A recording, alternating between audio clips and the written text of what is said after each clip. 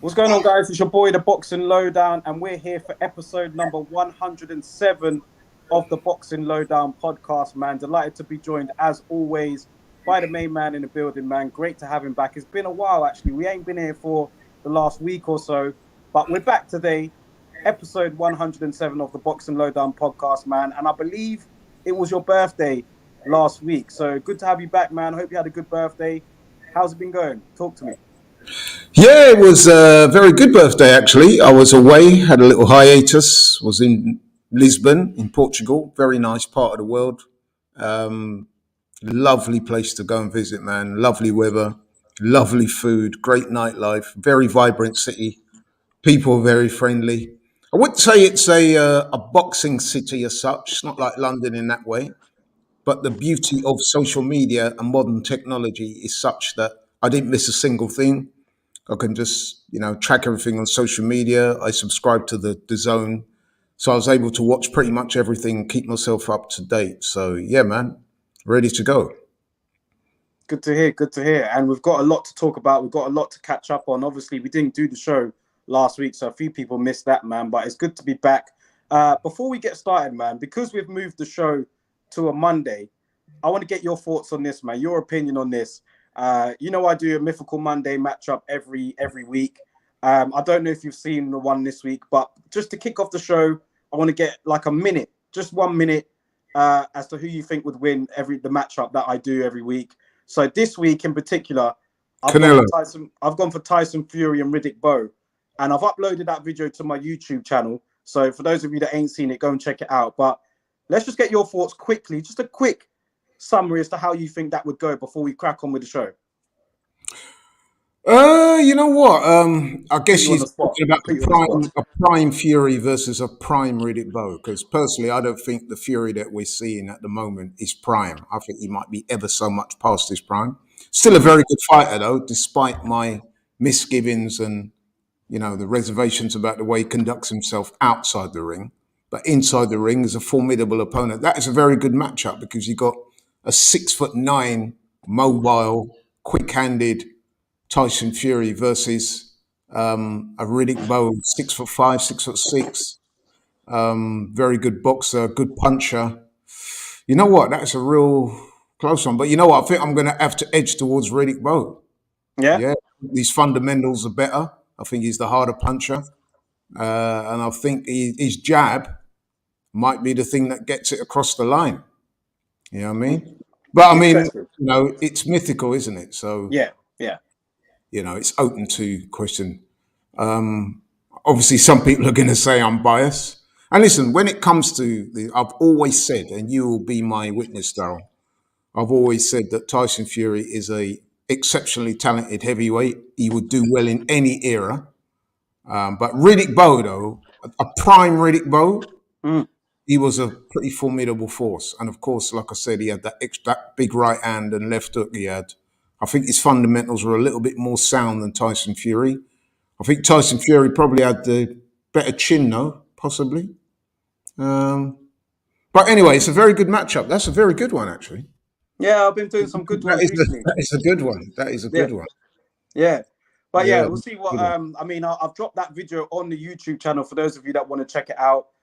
So yeah, have a look at that video. Let me know what you think. But let's crack on with the show. First of all, let me give a few shout outs. Shout out to my boy Harvey in the building, Francisco, Big T. Shout out to Big T, man. Good to see you here. Ian Hamilton's in the building as well. Yeah, let's crack on with the show today, man. But listen, we're I don't even know what. Since we're on Fury, actually, let's start off with Tyson Fury. Obviously, we know we didn't do the show last week when the announcement was made, but obviously we know that Tyson Fury is going to be facing Francis Ngannou. I dropped a video on that. Well, when it was announced, obviously sharing my thoughts and opinion on it. Not very positive, as you can imagine. But yeah, your thoughts on well, I think I know what it's going to be, but just your for the people that want to hear what you have to say about it, your thoughts on Tyson Fury against Francis Ngannou. I've seen Frank Warren foaming at the mouth on Talksport. Anyone that disagrees with his opinion, a few people have, there's been a lot of backlash towards it. I've seen some people, mainly the Tyson Fury fanboys that are like they'll defend anything he does. But yeah, just your thoughts on Fury and Ngannou. I'm afraid to say I'm going to have to be largely negative. I think the only positive that I can see from this fight is that if you're Francis Ngannou, you'll be earning a career high payday, wouldn't you? Mm. Because one of the reasons why he left the UFC is because he felt that he wasn't being compensated for his skills. So, as far as he's concerned, this is a big moment for him. But speaking strictly as a boxing fan, this sucks. Absolutely sucks, man. I mean, we spoke a couple of weeks ago about the integrity of the heavyweight division, and I mean, this fight or so-called fight, because is it even a fight? It's an exhibition. We lost him. An exhibition involving Tyson Fury, the heavyweight champion, or the WBC heavyweight champion in the world. You would have wanted him to clean out the division, yeah, and then maybe you could take this fight a couple of years down the road when you can justifiably claim you are the best heavyweight on the planet and that you've cleaned out the division. But to effectively duck Alexander Usyk, which, let's face it, that's what he's done. I don't care what the fanboys say. He's ducked Usyk, there's no doubt about it. And then he's gone down this road. And this so-called game changer, which is absolute nonsense, because Floyd Mayweather did a similar thing back in 2017 when he fought Conor McGregor. The difference being, though, is that Floyd had pretty much retired by that time and was just looking for one extra fight to get to that 50-0. This is a farce. And the fact that it's happening now when he could be making the Usyk fight makes it stink even more. And Frank Warren, I don't know how he keeps a straight face. And then he's got the cheek to be there acting all belligerent just because people don't agree with what, or co-sign what he's done. Mm.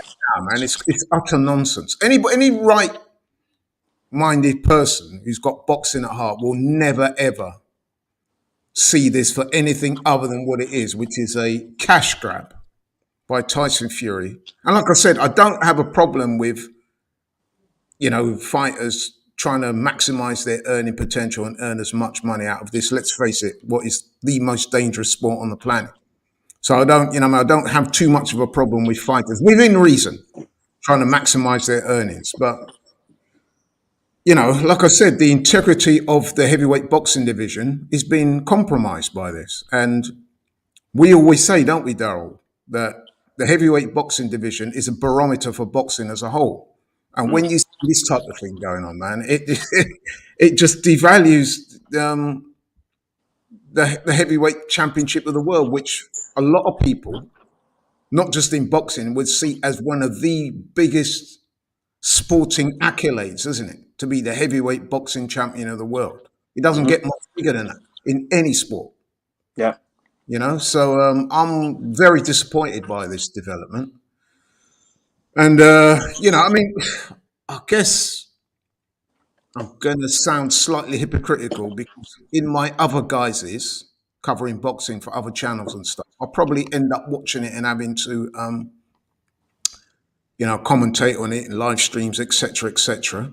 But even so, man, this is a farce. Yeah. I mean, I've seen.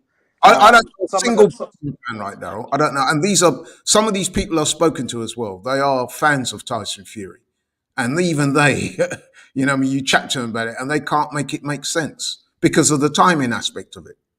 Yeah, I mean, some of the defenders of Tyson Fury in this instance will look at and say, well, Muhammad Ali fought an exhibition fight, win his prime, blah, blah, blah. But the difference was Muhammad Ali had a good few fights that year and he took on all comers.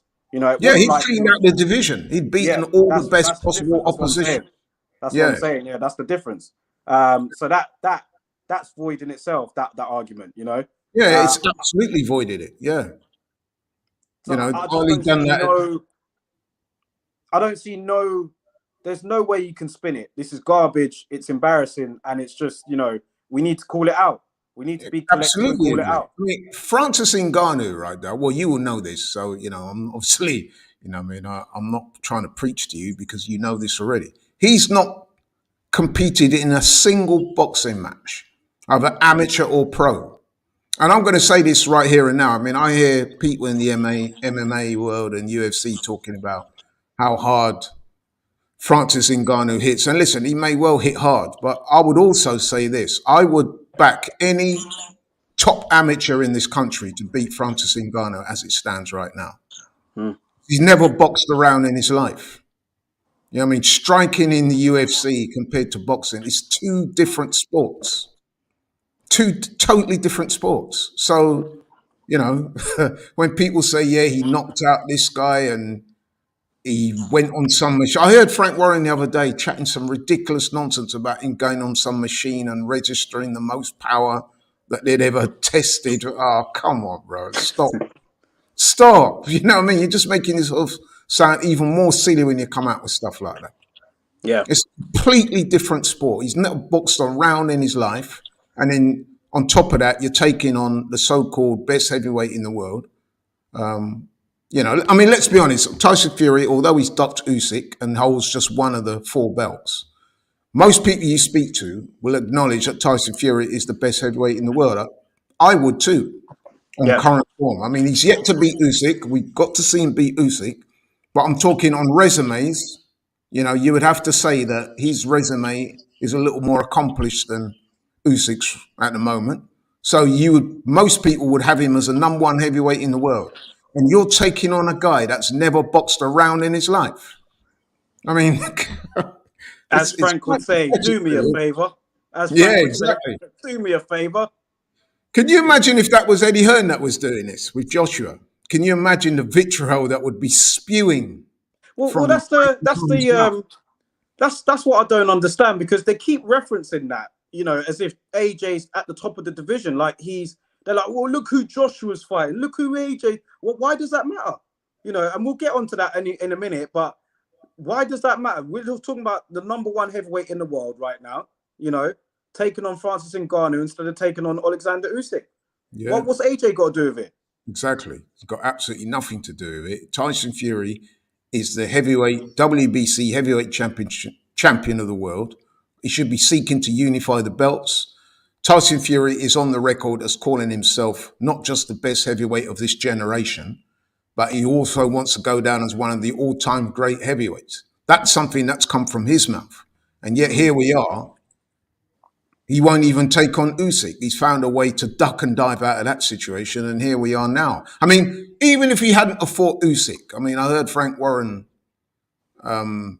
spewing garbage about there was no one else to fight. You go down the list of the top 15, there's plenty of guys he could have fought. Yeah, when Adam Catterall took him to task on that, when Frank Warren said, well, who else was available? And then Adam Catterall said, oh, well, you know, there's Frank Sanchez, there's this person. Frank Warren immediately cut him off and said, oh, we're in the business of trying to make money.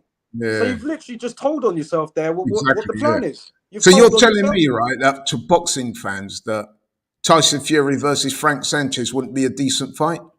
Tyson Fury versus Makhmudov, who's a big punching Russian, aggressive, comes forward. That would have made for a very good fight. Martin Bakole, he's been calling out Tyson Fury. He's been calling out all the top heavyweights. You know what I mean? You got Jared Anderson, who, so the legend goes, beat up Tyson Fury in sparring. You know what I mean? The list goes on. Even someone like Ajit Kabayel would have been a better opponent for him than Francis Ngannou. You know what I mean? So I'm not having that at all. There's at least 4 or 5, 6 guys that he could have fought had he had the wherewithal and the desire to defend his belts. But the guy's just like using the belt for clout to make money and at the same time ducking his obligations. And that can't be right in anybody's right mind. You know what I mean? Mm. Shout out Hergovich as well, DS says here. Just going through the comments. Shout out to all you guys here. We got Miss B in the building. We got Dwayne B. We got DS. We got Himanshu. We got Francisco. We got a good crowd up in here today, man. So shout out all you guys. I'm looking at all your comments coming through. Big up Eddie JB. He says here, Warren has been very loud in him discrediting Chisora and White as opponents now as well. The 3rd and 4th best names on Fury's record. Well, yeah. Exactly. And I've also heard him calling out AJ, like you said earlier, Daryl, for fighting Dylan White. Now, listen, that is not the best fight, but you also got to factor in that both of those 2 guys have recently come off losses, yeah? And they're trying to rebuild themselves back into a position where they can challenge for titles, especially AJ. Mm-hmm. So, and don't forget, and let's not forget, AJ's fought Usyk twice. Yeah, you know what I mean? Something that Fury appears reluctant to do. He's fought Usyk twice. Now, who's to say that Fury beats Usyk? Yeah, I mean, there's a school of thought out there that says that Tyson Fury is ducking Usyk for a reason. You know what I mean? And I'm starting to, you know what I mean, be one of those people that think, you know, there may be more to this than him just ducking a hard fight for more money. Maybe he What? doubts himself. I've said to you on this show before, man, that there's certain attributes that Usyk has that when you think about it deeply, Daryl, you can understand why Fury might be reluctant to face him. I'm not saying he's scared of him because that's the usual thing you always get. Oh, why would Tyson Fury be scared to fight Usyk when he's been in there with Wilder and Klitschko? I'm talking about the attributes that Usyk brings, namely footwork, namely his speed, namely his boxing savvy. Yeah. You know what I mean? Namely, the fact that he appears totally unintimidated, if that's a word. He's definitely not intimidated by Tyson Fury. In fact, if anything, I've said on this show before that I think that Tyson Fury is a little spooked by Usyk because Usyk has got that kind of laissez-faire, happy-go-lucky type of disposition outside the ring. He's not easily intimidated. And Tyson Fury, with the bombast and the loudness, calling him names and this and that, it's just water off a duck's back to Usyk. You're What talking about about? that's had 300 amateur fights, won gold medals, fought all over the world. He's not Yeah. intimidated by Tyson Fury. He just laughs. He just laughs it off, calls him greedy belly. And I think maybe Tyson Fury's looking at him thinking, well, I can't get in this guy's head, as Tyson Fury likes to do to his opponents. And he's kind of second guessing himself. Another important statistic that people have put forward for those who favour Usyk is that apparently his punch output is nearly double what Tyson Fury throws. Now, I know that stars make fights and I know that there's a big size differential, but when you start to put all these things together and you see that Usyk clearly wants to fight, whereas Fury is reluctant to take the fight, then it's all starting to make a little bit of sense, Darren. I mean, staying on the topic of Alexander Usyk, he will be taking on Daniel Dubois next month. That fight was announced, and we've seen two pressers since then. Alexander Usyk and Daniel Dubois. And again, going back to Frank Warren and Queensberry, I don't care how much shade I throw at them today, man. They're going to get it from me.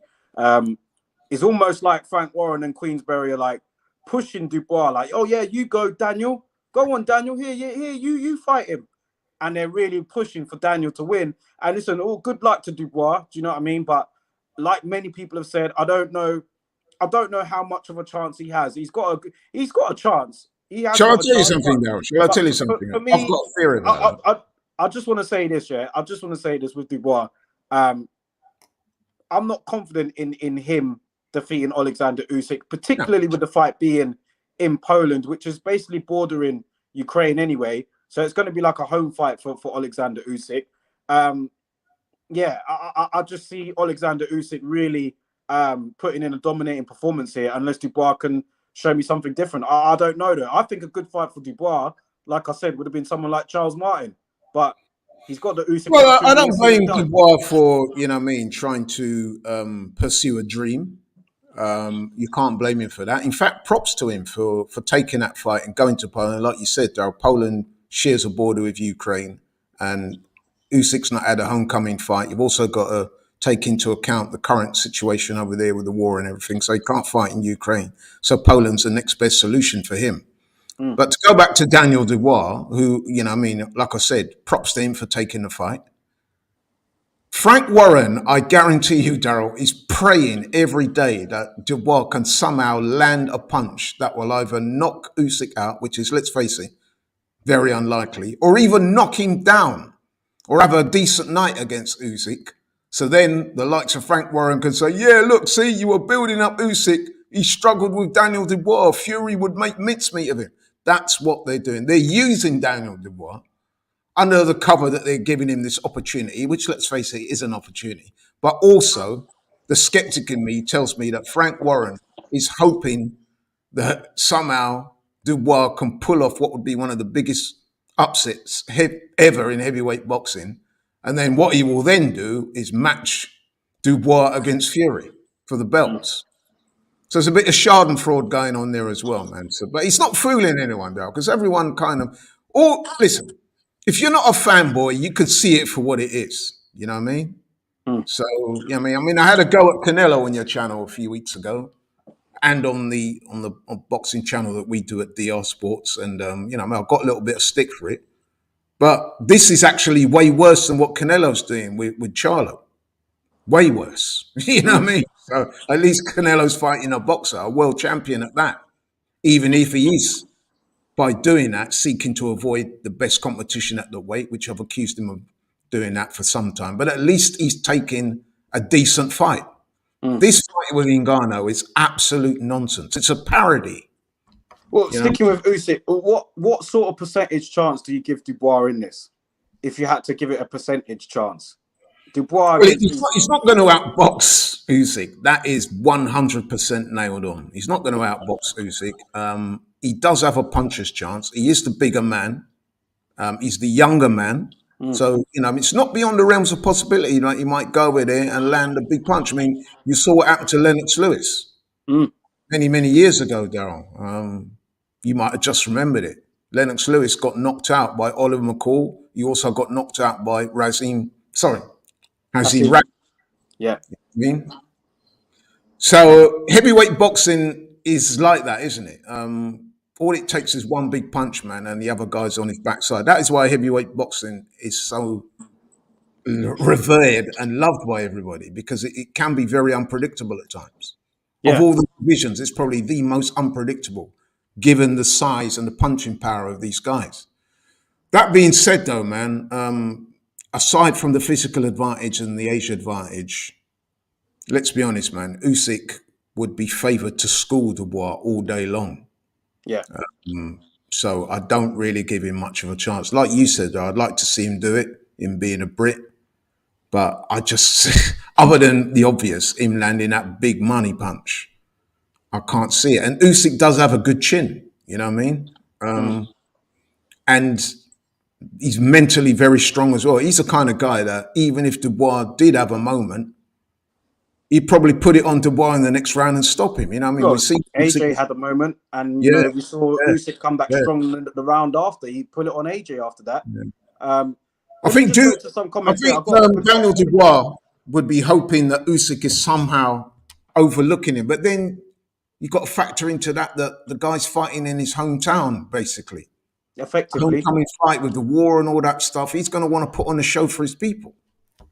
Yeah, go to some comments here, particularly from Big T. Shout out to Big T, man. His son, Ben Whitaker, obviously was in action not too long ago. So if we go to his comment here, he says here, certain styles are a nightmare for certain fighters. Southpaw, good movement, quick, like Tyson, nightmare scenario. Cunningham, Otto Wallin. Daniel would have had a better chance against Usyk, in his opinion. Yeah. I mean, listen, like I said, you can't write Daniel Dubois off. We know the guy can punch, yeah? But I would say he's only got a puncher's chance. And even then, it's not like Usyk is flawed in the chin department. He's shown in his career a great set of whiskers. He's been in with big punchers before. I mean, he was in with Joshua, who's a big puncher. And he stood Joshua on his head in that first fight.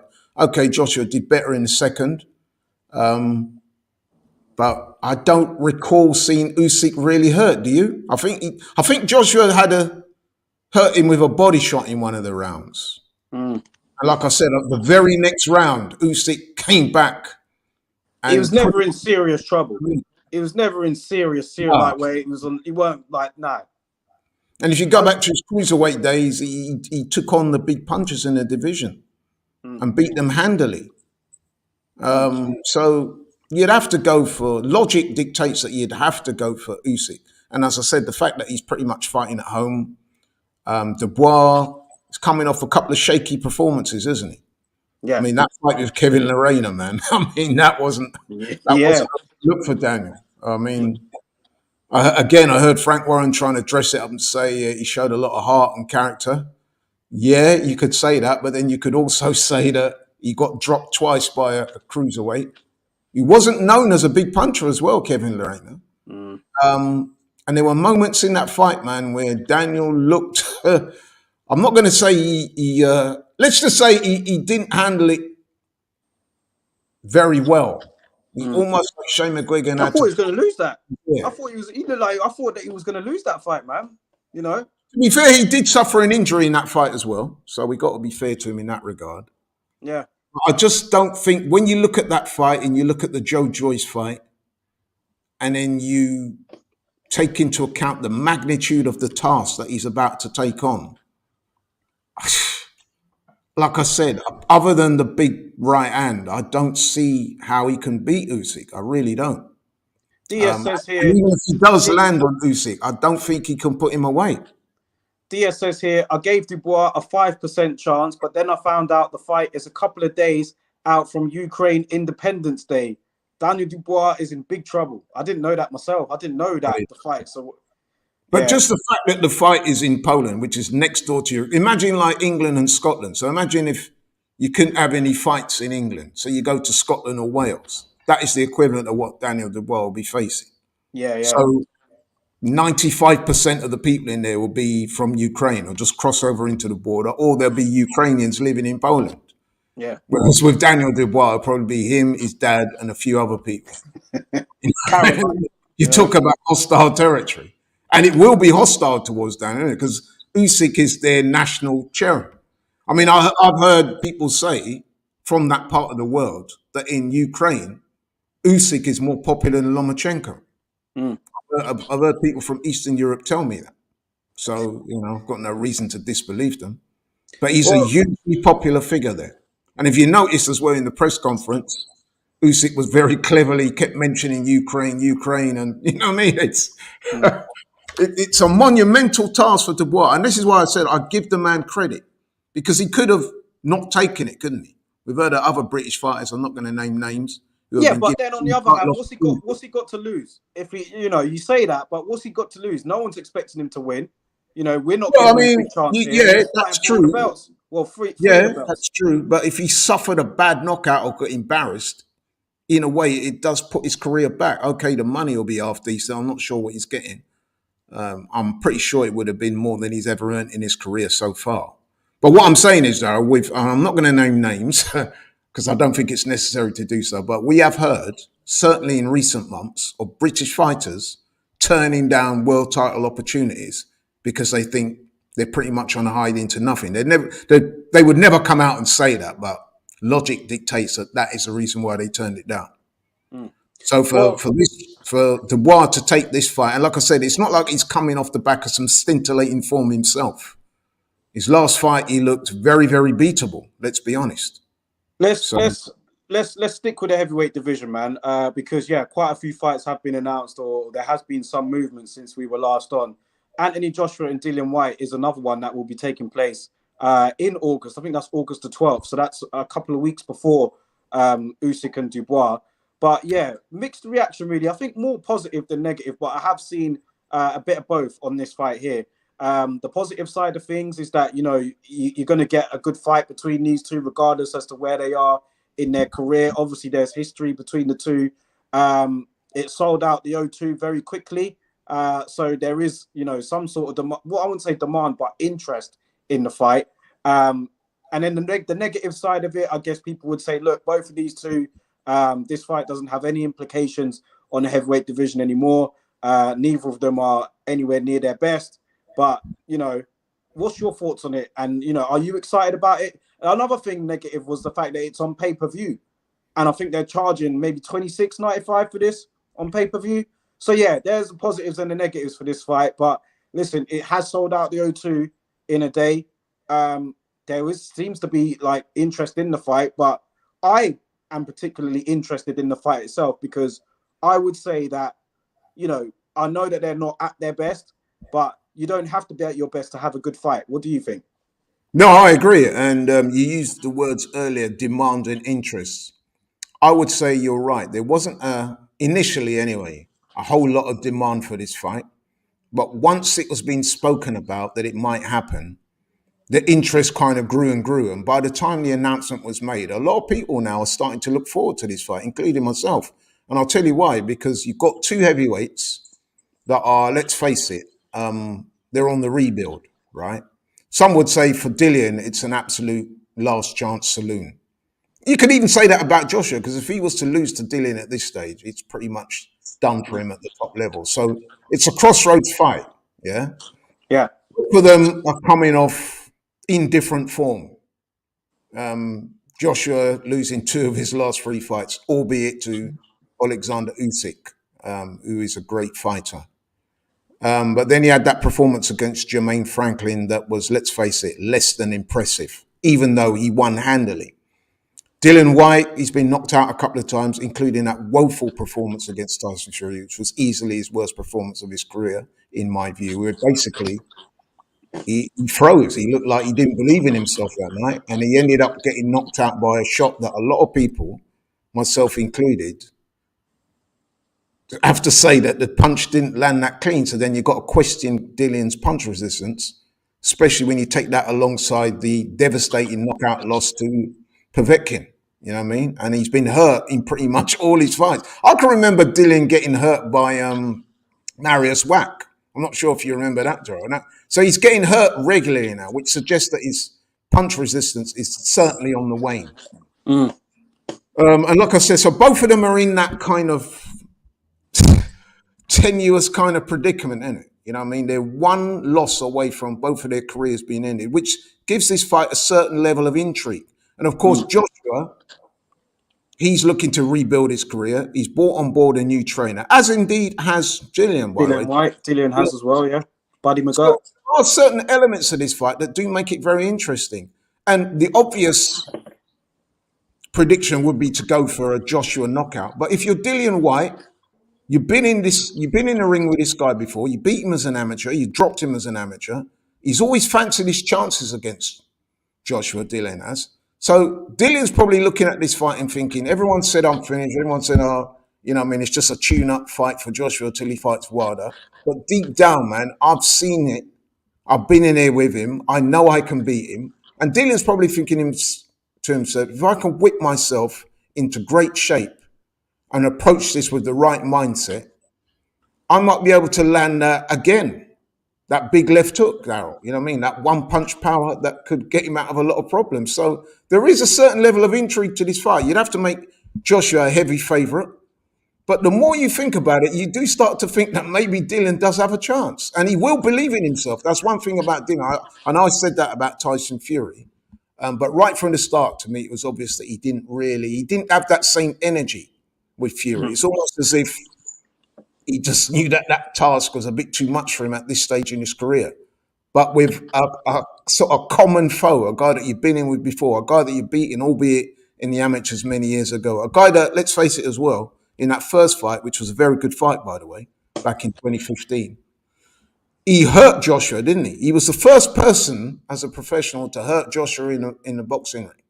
Yeah. I mean, so Dillian will be taking board all these positive factors, and he'll be repeating them to himself and saying, listen, man, I do have a chance. You know what I mean? So it is quite an intriguing fight. Way more intriguing, by the way, than Tyson Fury versus Ngannou.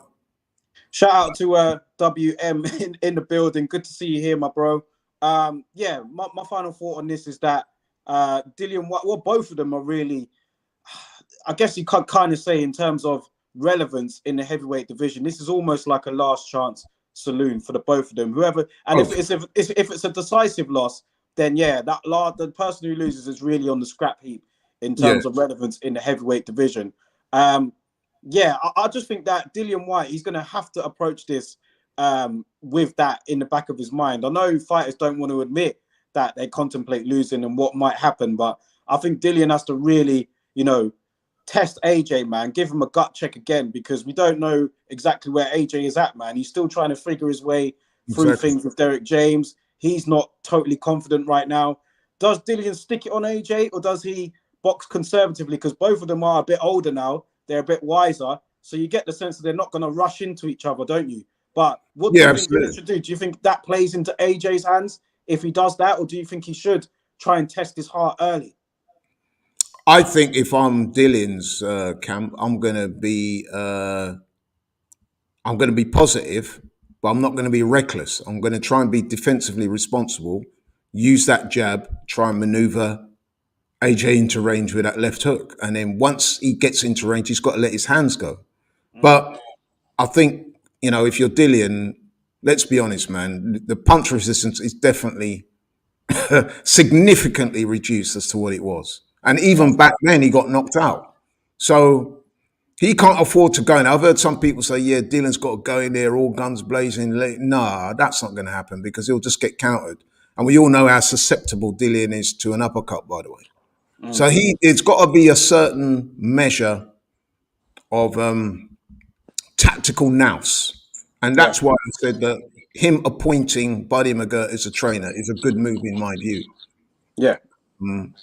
Yeah. And if you're working with him for a while now as well, and apparently the two of them have a good chemistry, is what I'm being told. So that's a plus for Dillian. I mean, listen, he's been in here with Joshua before. He kind of knows what to expect a little bit, yeah? Mm. Okay, Joshua's got a new trainer as well. He's going to be approaching things slightly different. So I'm actually expecting a cagey start. But I do think at some point a fight will break out, if you see what I mean. It could be when the two of them start getting a bit tired. You know what I mean? Dylan might prove to be a bit more adventurous, get in, try and land his left hook, and then we'll go from there. But listen, you know what? When the fight was first being mentioned, I've got to admit, Joe, I was not overly Infused. infused. Yeah, well done. But as time's gone on, I do see why this fight makes sense to both parties. I mean, because there's still an out chance that Dylan can gate crash the rankings and get himself another title shot. You know what I mean? Or be up there with that fight. He's always wanted to fight Wilder. He's been on the record as saying that he wants to fight Wilder. If he does manage to get a victory over AJ, he's right there. But Well, that's the thing, because what Eddie Hearn said in an interview, he did say that if they lose this fight, then the Wilder fight's off the table. So is it a good calculated move on AJ? So is it too risky what he's done here? Should he have just waited for Wilder? Or was it a good move that he could potentially sharpen the tools and head into that fight with Wilder with more confidence on the back of a big win in front of a big fight in front of loads of people, there is that risk element involved there. Would you have taken it? If you were the manager of AJ, would you have taken this Dillian White fight in August, knowing that there's a bigger fight at the end of the year for more money, more reward? Would you take this in August if you was AJ's manager? I think I would have done. And the reason why I would have taken it is because there will be a lot of interest in this fight. As you said earlier, Daryl, on the announcement of the fight, it was sold out within hours. Yeah. So that shows a lot of people want to watch it. It's a big domestic clash. There's nothing like a local derby. These two guys have got history. They don't like each other. You know what I mean? They're one each, really, aren't they? Let's be honest.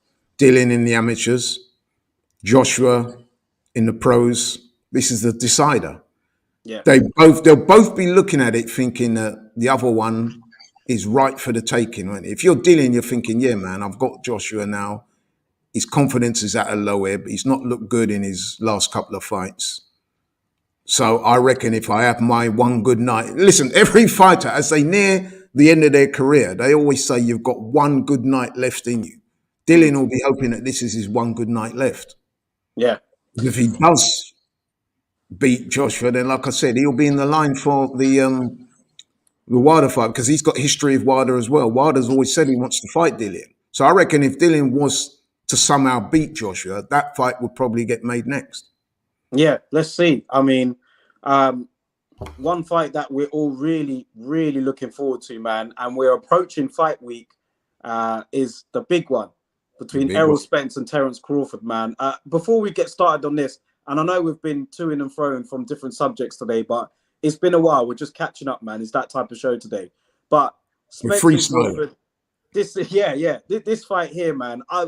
Have you been watching the All Access? I have. Yeah, I'm just like, for me, I'm going to be honest here, these two are my favorite fighters. So watching them go out, I've got a special type of interest in this particular fight because I love both of them.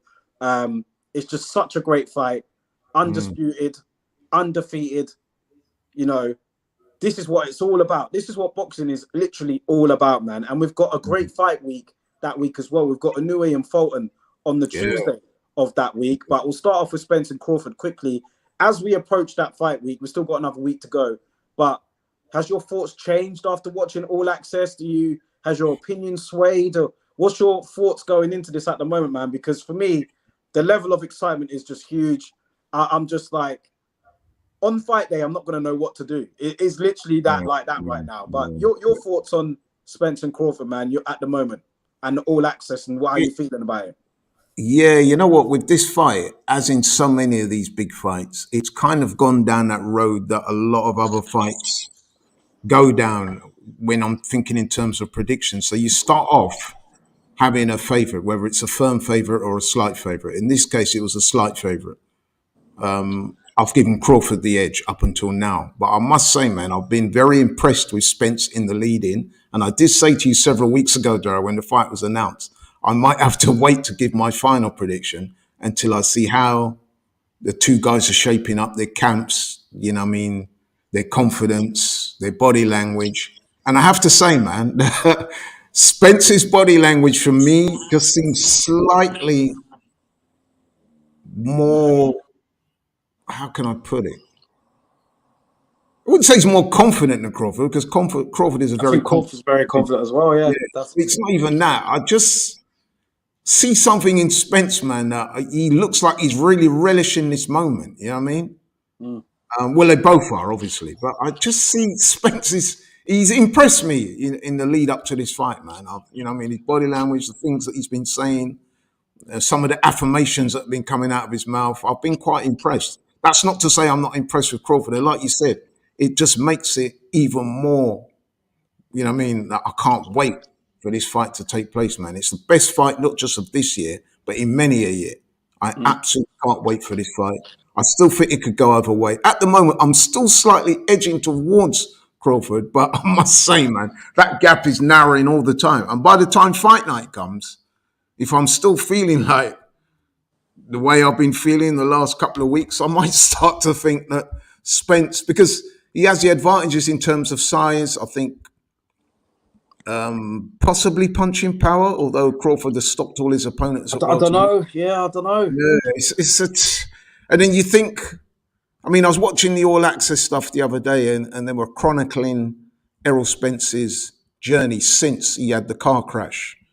And I mean, he's for a start, he's lucky to be alive. When you see, you know, I mean, the state of that car after the crash, for him to not just crawl out of there, but apart from a few missing teeth, be relatively physically intact, come back, dominate Danny Garcia, who is no mean, you know what I mean? That is a real hell of a task to do that, especially after coming back from that car crash. The way he defeated Sean Porter in a very hard fight, dropped him. The Ugas one really Ugas win impressed me, was man. phenomenal. You know what I mean? So you see what I'm saying? There's been a rate of progression there from the Danny Garcia to the Sean Porter, dominating Ugas and stopping him after Ugas had come off a career best win when he, let's face it, beat Manny Pacquiao quite easily. And a lot of people were saying, and let's face it as well, Ugas is a very good fighter. You know what I mean? And he But dominated, how broke does him down. And he's saying in the lead up to this fight that I'm going to break Crawford down. And when he said it at first, people said, yeah, you know, he's going to say that. But he's got that steely resolve about him, man, that I quite like. You know what I mean? I quite like that. how does he break down a switch hitter who's got plenty of dog in him himself, and probably for me could be might have the harder one punch knockout power. I Yeah, think Errol Spence will wear you down, but Crawford, look what he did to Avanesian. One punch knockout. I know yeah. Avanesian's not, but he's still good enough, you know. That Oh no yeah, one Avenisian was a good fighter, no doubt about it. That was a very good win. he But stopped then you all of also he look at stopped the all of his opponents at welterweight. Terence Crawford has, you yeah. know, and I think he's the puncher in this. I do. I think he may be the puncher Uh, because for one there punch is a knockout school of power, I thought that think he might says edge there, him, but Spence will wear you down and break you up. But I think the yeah, this one is punch, it. And his body punching is phenomenal. I yeah, mean, you know, and you listen to the people that's fought him and sparred with him, and you hear the stories of him stopping heavyweights in sparring and stuff like that, and how he puts it on Charlo, man. You know what I mean? I've heard that. yeah, that's You a know what I real, mean? yeah, This ain't no joke to you, man. This is a proper fight. yeah. Like I said, man, I simply cannot wait for this fight. Can you pick a winner out of Inoue and Fulton? Do you have a favourite in that? Because that's another great fight. That's another great fight. I must admit, the fact that Fulton's travelled to Japan makes me think that Inoue has a slight edge, because I do think if it goes to the scorecards, you know what I mean, they'll probably find in favour of Inoue. And Inoue, I mean, the thing with Inoue is he's coming up in weight. That is, you know what I mean, that is where things get a little bit dicey, isn't it? Because you think, how's he going to handle that weight difference? But Inoue is a phenomenal fighter. He's looked unbeatable up until now, but then Fulton's looked very good as well, and he's relishing the challenge too. But I must admit, I do lean slightly towards Inoue, but with the Crawford and Spence, I'm literally 51-49, or you know what I mean, that type of thing at the moment. So I liked Fulton's shout out to Francisco there as well. I liked Fulton's welcome. I was quite, pleasantly surprised by the welcome he got there in Japan. It wasn't hostile, very welcoming, and it was fans that were kind of mobbing him. It was good to see. Very respectful.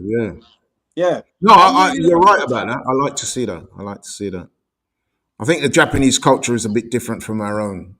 Inside, they're very respectful in that way. I think even when Inoue fights, there's always big crowds there, but they're not like overly passionate, are they? They're not screaming rabid fans who make a lot of noise. You know what I mean? Some of the fights have taken place in relative, I wouldn't say quiet, but you know what I'm saying. It's appreciation rather than rabid passion. I think I would favour, if I had to pick a winner, I would favour Inoue slightly, of course. But the fact that it is in Japan, the fact that he's on terrific form right now. But Fulton, he's confident. He's relishing going over there to Japan to take him on. He's got the style and ability to give him all sorts of problems, but you get the feeling, he's going to get caught by something. How's he going to take it? Because Inoue is a monster puncher, but he's not just a rock 'em, sock 'em type of guy. He's got brilliant technique. He'll set you up. He's very sharp. Yeah, he's very sharp. And Fulton can get dragged into it sometimes. And he does. Can't do that with Inoue. But then I would say that Fulton is the more accomplished boxer. Yeah, all-round skills. You know what I mean? I mean, we saw a guy from his hometown the other day put on an absolute masterclass. Yes, Jerome Boots Ennis. Those two are good friends as well. They train together as well, by the way. So yeah, man, another great fight. And all these fights that we're talking about, it just adds further embarrassment to what Fury's doing. Yeah, when you consider that he holds the flagship title of the flagship division. The WBC title is normally seen as the, is the one that everyone wants to go for. And of course, the heavyweight division, as we've said on the show previously, is the, the accolade, isn't it? To be the WBC heavyweight champion of the world. There's some gravitas in that. And to see the way the guy's carrying on, almost making a mockery of things, is very disappointing. But shout out to Inoue and Fulton. Shout out to Spence and Crawford. You know what I mean? They're making the fights that we all want to see. Shout out to even Joshua and Dylan. I mean, like you said, Harold, Joshua could have gone another route. Dylan, I would say if Dylan's in the right frame of mind and gets himself into the right shape, he will be a dangerous opponent for Joshua. Because unlike Franklin, he hits a lot harder than Franklin. And like I said, he will go in there knowing that he can hurt Joshua because he's done it before. Twice. He knocked him down in the amateurs, don't forget. Hurt him in the second round of their previous professional fight. First one to ever do that to AJ, like I said. So yeah, he will be carrying some belief into this fight, man. Let's move on. Let's talk about George Kambosos, who will be returning in action this weekend. Quite significant, really, because the lightweight division, there's been a lot of movement in that division and the one above, the light welterweights as well. A lot of activity. You've got Teofimo Lopez retiring, then unretiring.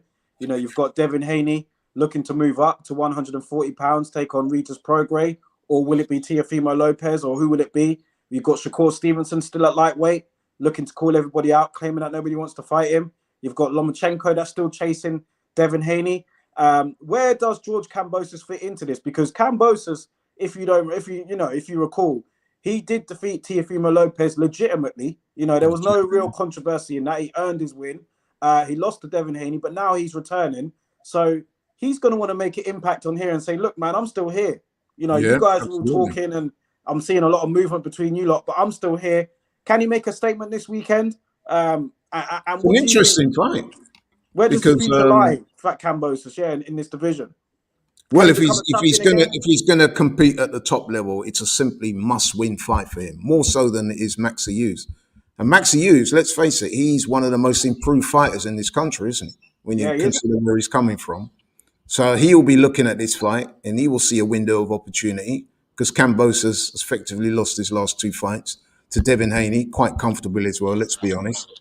But that doesn't mean to say that Kambosos is a shot fighter. It could be just that he struggled with Devin Haney's physicality, his height, his good jab, his boxing skills.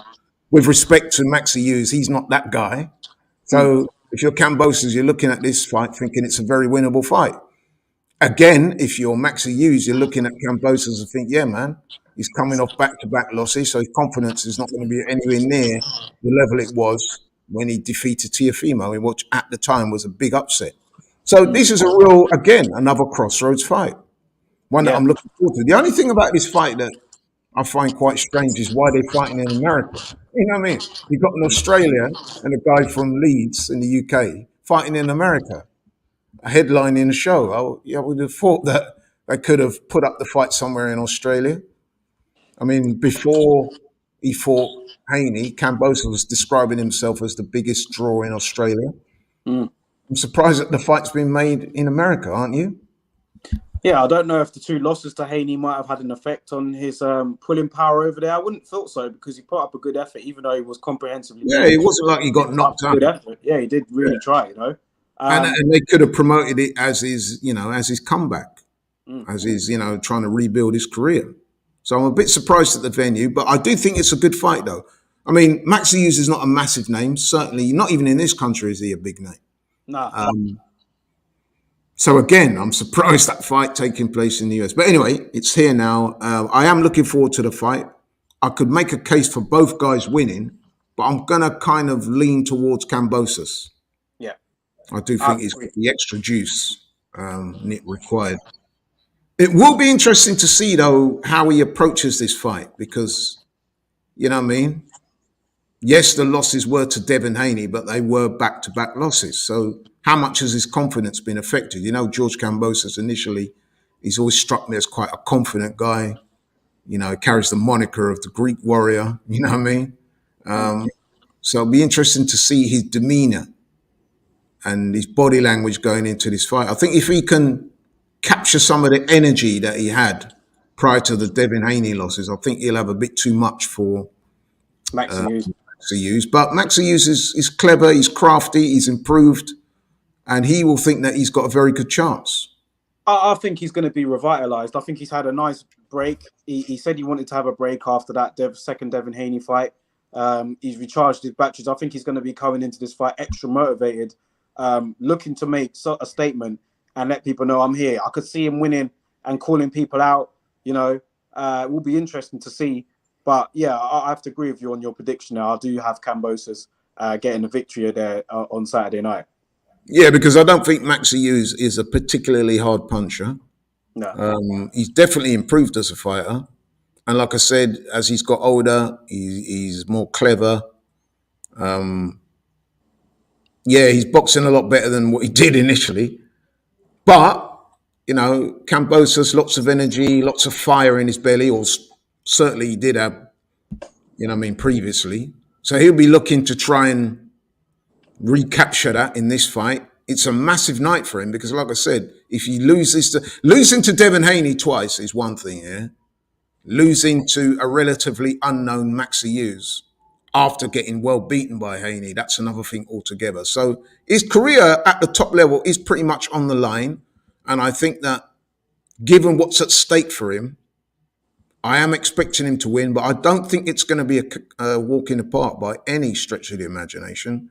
I think he's going to have to dig down deep to get the win. But I do expect him to get the win. Well, the ultimate goal, man, would be to regain those belts. They are held by Devin Haney, but it looks like he will be moving up. Javonte Davis just come out of jail. We saw images of him, being released from jail. So he's going to look to resume his boxing career. In terms of money-wise and value in that sense, he's the real target, really. So Cambosis has got a lot to aim for there. Javonte Tank Davis, him being out of jail now, what are his options now? I mean, I haven't really heard his next move yet. I suppose you should give him a chance, really, now he's just come out. But we know Devin Haney, he's looking to move up to 140, so that would relinquish those belts at 135. Teofimo Lopez is at 140 now. Tank Davis kind of fluctuates between the two. You never know what division he's really going to stay at. But what would you like to see him do next? Would you like to see him take on a Devin Haney? Shakur Stevenson's there. Cambosis, if he wins at the weekend. The options for Tank Davis, he's the cash cow. He's the one that they're all aiming for. So when you can call all the shots, then that way, what would you like to see him do? What would you like to see? What's the next logical step for Tank Davis, in your opinion? Well, outside of Canelo, and this is by other people's reckoning, most people would say that Tank is the face of boxing. In fact, some people would say he's the face of boxing anyway. What's happened to him recently is unfortunate, although totally not undeserved, because at the end of the day, I think he can consider himself quite fortunate, really, because I don't know if you know the circumstances of him getting the jail sentence in the first place. He was on house probation. He violated that, and he ended up in prison for X amount of days. But anyway, he's out now. Obviously, he'll be looking to resume his career. Listen, he has plenty of options, man. But the only thing I would say is that I hope that he's in big fights. I don't think that George Kambosos will really whet the appetite of fans. I think he needs to be heading for big names, like you said, whether it's Devin Haney, Shakur Stevenson, Teofimo Lopez. A fight with him versus Regis Prograis would be a great fight, you know what I mean? And those are all very winnable fights for Tank, by the way, because he seems to have the perfect blend of boxing and power, doesn't he? And he's got that star quality. So yeah, man, sky's the limit for Tank. Yeah. But like I said, I hope it's a big name, and I hope it's a fight that we can all get stuck into. I think it will, because I think, how old is he now? 29 now? I don't even think he's that old. He might be 28. Oh, okay. 27, 28, yeah. So, but yeah, a lot of people are looking at him as the face of boxing. So he needs a fights that are going to measure up to that. You know what I mean? So I think we'll see him in a big fight soon. Well, last one before we go. Just wanted your thoughts on there's been a lot of back and forth. We'll start off with Teofimo Lopez, who retired after putting in a tremendous performance against Josh Taylor. Then retired. Then the WBO called his bluff. He ended up coming back. Then he called out Devin Haney.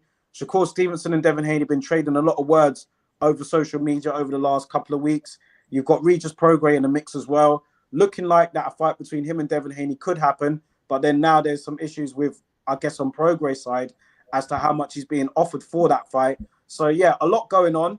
A lot of interest there. How does it all play out? Who fights who? Does Haney fight Lopez next? Does he fight Prograis next? What does Shakur Stevenson do? What does Teo do if that's the case? Your thoughts on that before we wrap it up. First and foremost, it was the retirement that never was, because I don't think a single person out there truly believed that he'd retired. So that was just a smokescreen. So if anything, he so-called ended the retirement probably quicker than I thought he would. I thought he'd try and string it out for a couple more months to at least give it an air of credibility. WBO called his bluff. Yeah. And I'm glad they did that. You know what I mean? Right, so he's back now, also it would appear, and there are some big fights out there for him, man. Some real big fights out there. The Tank fight, the Devin Haney fight. Not so much Stevenson, because I think Stevenson will stay at lightweight for the time being. You got the Prograis fight. And based on Regis Prograis' last fight, you'd have to say that Lopez will fancy himself. In fact, if you're Lopez, he was so impressive in his last fight. I don't think he should have any real fear of anyone. You know what I mean? It's whether he's willing to put it on the line, though. We know what type of character Teofimo Lopez is. He's a very up and down type of guy, isn't he? But I have to say, I was very impressed with the way he beat Josh Taylor. Some people are now suggesting that Taylor is way past his best. That No, Logan I'm not gonna give him. finished off what I'm Jack not gonna Catterall do that. started. No, I'm just saying Yeah, that that's what some people are suggesting. That yeah. I know you're not saying it, but I'm just Lopez simply finished off what Jack Catterall started. I mean, even Lopez versus Catterall would be a good fight. yeah. You know what I mean? Well, there's He's the talks man about right now, Catterall really. fighting Linares. There's talks about him fighting Yeah, Linares. yeah. I've got to say, and I didn't think I would say this, but right now at junior welterweight, he's the man, really, isn't he? Let's be honest. Tio, Yeah, I'd have to agree. Yeah, yeah. yeah. So the ball's in his court. Well, he did make it clear to Devin Haney on Twitter there that he is the A side if him and Haney do fight. And I know Haney didn't even really dispute Yeah, I it that think he much. would be. I think he Yeah, would be. Yeah, yeah, yeah. I think he yeah. would be at junior welterweight, definitely. Yeah, because Devin will be coming up in weight. I think Devin Haney needs to come up in weight, man. I mean, listen, he's boiling himself down to lightweight over and above a certain time of doing so. It's actually to the detriment of your body. Mm. I think he really seriously needs to consider moving up now. I know people talking about the Lomachenko rematch. If I'm Devin Haney, I move up in weight. If Lomachenko wants a rematch, he'll have to come up to 140. It's as We simple got as that. some. We got some good suggestions here. Shout out to Miss B. I'm seeing your comments, man. Appreciate it, man. DS has said here, Tio versus Prograis Yeah, would be I called mouth-watering. that earlier. Yeah, I called that. And like I said, based on what I saw, I mean, I know there's a tendency to judge fights and say you're only as good as your last fight, but I saw stuff with Prograis in that last fight that he had against Zorilla that I didn't like, man. You know what I mean? I've got to say, he looks like he can be outboxed. Now, he does have punching power, he does have toughness. But if you're Teofimo Lopez and you're looking at that as a prospect of a fight, I think that's a mouth-watering prospect for him. It's a high-profile fight for the belt that he can definitely win. I'm not saying he would 100% win because Prograis is a tough guy and he can punch, but certainly in terms of boxing, there's a clear disparity in skills, if you're A asking me. lot, a lot of You know? suggestions here, man. Miss B says, I still want Haney to fight Prograis. Yeah, Haney versus Tio is a mega fight as well. it A is. lot of good fights you can make at that division, man. That division is really heating up. Ryan Yeah, Garcia it is is. still there, training with Derek James. Yeah, You know, Ryan Garcia. Although I don't think Ryan would jump in with somebody like Tio straight away because obviously, a bit like Joshua, you're with a new trainer, the same trainer, by the way. When you're with a new trainer, you probably don't want to go into a fight of that magnitude straight away. You want a couple of fights with your new trainer to, adjust and to, what I mean, get those machinations of working together. I think that's another reason why I know I'm going back a little bit now, but another reason why the Dillian White versus Joshua makes a lot of sense. So yeah, so I don't think Ryan Garcia is going to go after Prograis. He might not admit it publicly, but he'll want a couple of fights that he can get used to Derek James and then take it from there. But certainly that light welterweight division. And like I said, don't discount Jack Catterall yeah, because I no, I think don't want to disrespect him. No. Jack Catterall versus Any of those guys is both guys. Let's face. Okay, Jack Catterall never got the decision, but listen, we all know he really won that fight. So they could sell it off that alone. yeah. And Jack Catterall's unbeaten. He's tough. He can punch a bit. His confidence level is high right now. He'll believe that he can win. He'll be looking at Tio and say, okay, Tio did very well against Josh Taylor, but in the fight before that, he was beaten by George Kambosos, and I think I'm a better fighter than George Kambosos. So there's lots of fights out there. There's a lot of good Subaru matchups to be Matthias, made. Yeah. Subaru Matthias, see, don't count him out, man. Real big puncher, real confident guy. He wants the smoke. So that division, man, is hot right now. You got Ryan versus Rowley here. Frank Martin, yeah, he was in action as well over the last weekend. Rowley, he's going to be fighting Ahara Davis. That's looking like that's going to happen next.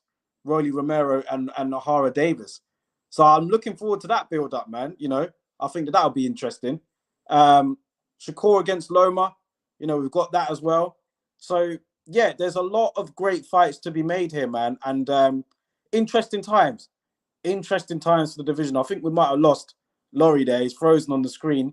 But listen, while we're here, man, I'm just going to say I'm going to have to wrap it up for this week anyway because we've gone past the hour mark. But Shout out to all you guys in the comment section, for real. Good to see you all here. Miss B, Francisco, DS, Harvey, I saw you in here as well. Ian, shout out to all you guys, man. It's been another great show.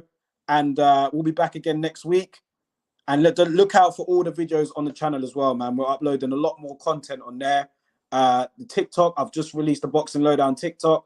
So go and follow that. There's going to be some content on that channel as well. So shout out to all you guys, man. And we'll catch you lot next week.